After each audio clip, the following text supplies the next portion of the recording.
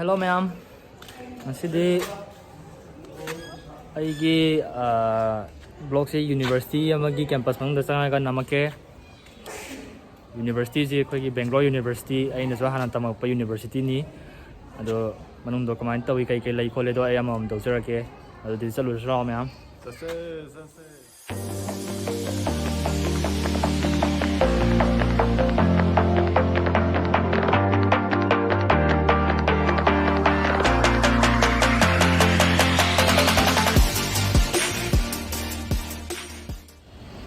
I usually like this Bangalore University ki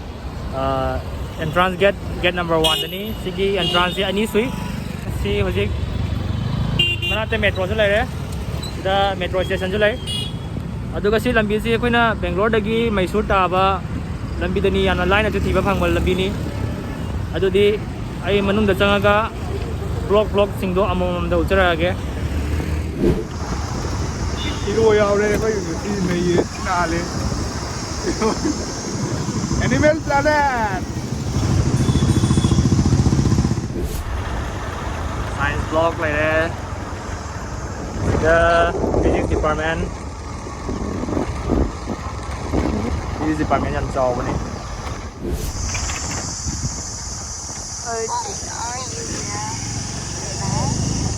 Benar. Geology.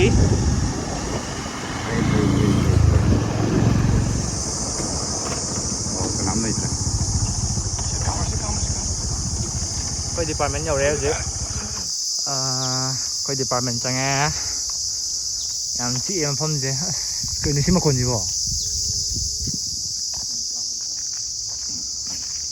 electronic science là cần gì thì khăng rồi cái nào electronic science hay bao này thôi lại department đó kia department chẳng cái ngạc ở giá sinh cái what tay tàu rồi bữa thôi lại ở giá cái lục hồng bay bát nó tàu xí lẽ mình sẽ tập ra rồi. Lục hồng sẽ bắt tare. Adu dia top art ki section singi blog to mu uchara ge adum chalu arche ma'am.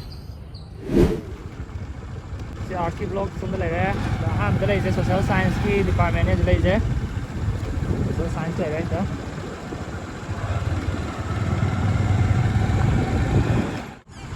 sina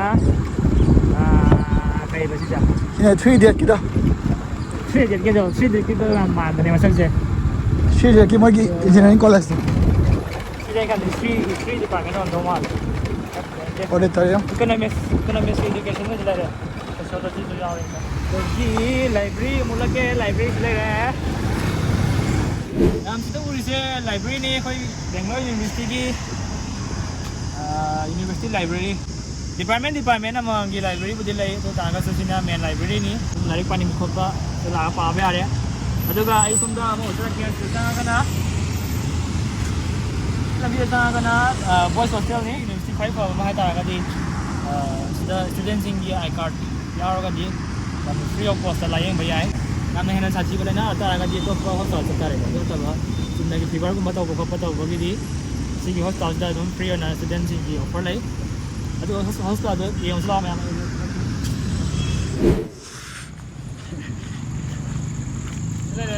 Bangalore University Health Center itu masih saya mai Saturday je tonglo ni kami Saturday tak bagi mana tonglo lah kan so nak kena jumpa food court mana leh food court dah betul kan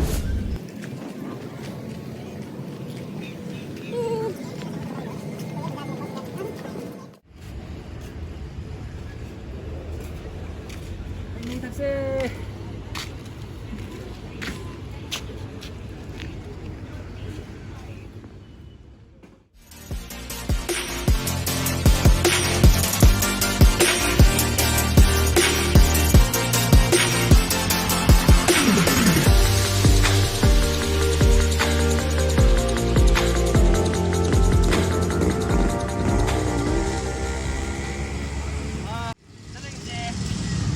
department of Mari Punchili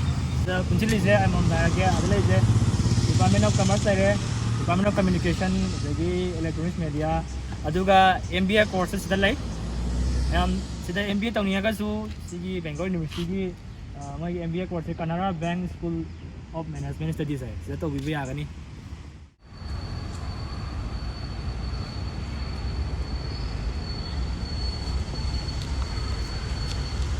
ꯃꯌꯥꯝꯁꯤꯅ administrative block A block นี้ꯑꯩꯈꯣꯏꯒꯤ Bangalore ꯌꯨꯅꯤꯚꯔꯁꯤꯇꯤꯒꯤ ꯂꯩꯔꯦ A block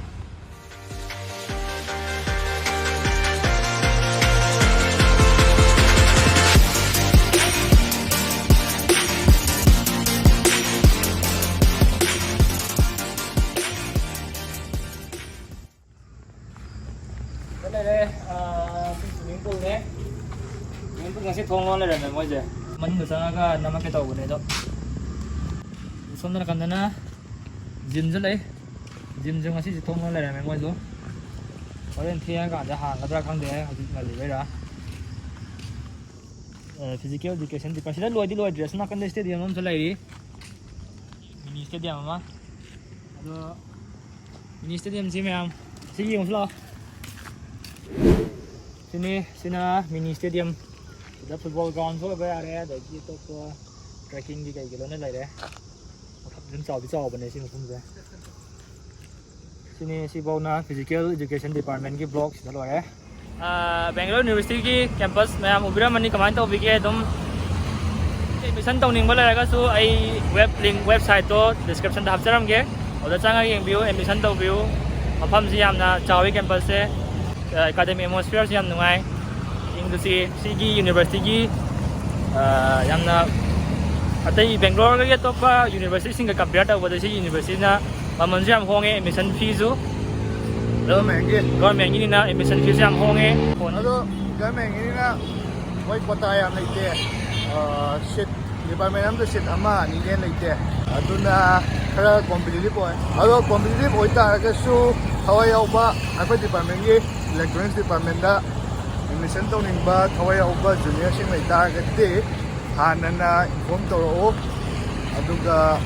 akoi help taw ngam me nge atoba department gi di atoba department gi di website te changbiro dum phangni so khale moi dum chahi khuding gi top outside ka taka gi mi so dum ko bane palna ado mayam admission tawra try to view duna asi di matang sa video solution jarage so everyone bye bye